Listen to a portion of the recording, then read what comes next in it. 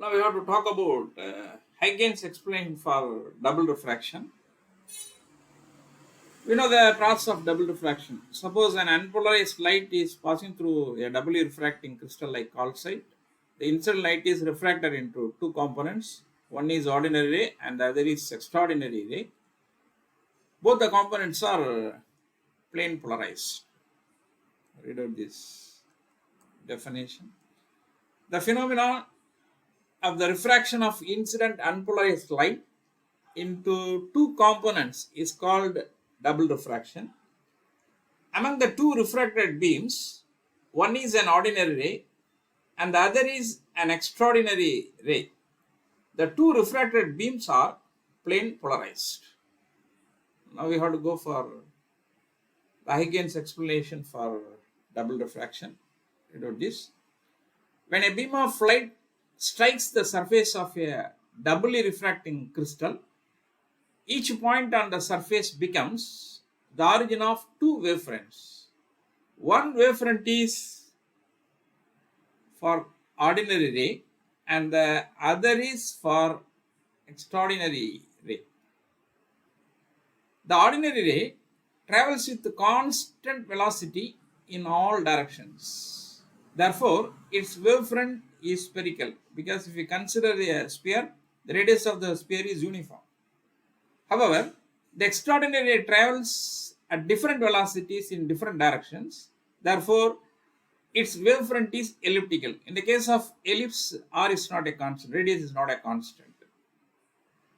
Along the optical axis, ordinary and extraordinary rays move at the same speed. Now we have to discuss the above in the case of positive and negative crystal. First, consider a negative crystal. In the case of negative crystal like calcite, the spherical wavefront is present inside the elliptical wavefront. This means that extraordinary ray moves with higher velocity than the ordinary ray. In the case of negative crystal like calcite, extraordinary ray moves with higher velocity than the ordinary ray. Furthermore, compared to the minor axis direction, the velocity of the extraordinary ray is higher along the major axis. Anyway, extraordinary ray moves with a higher velocity than the ordinary ray. But the velocity along the major axis direction is more than that of the velocity along the minor axis direction.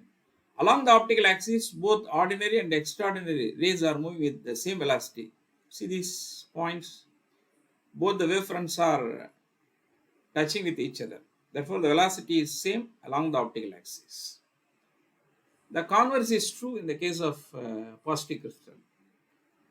In the case of positive crystal like quartz, the elliptical wavefront is present inside the spherical wavefront. See, this is the spherical wavefront, this is the elliptical wavefront.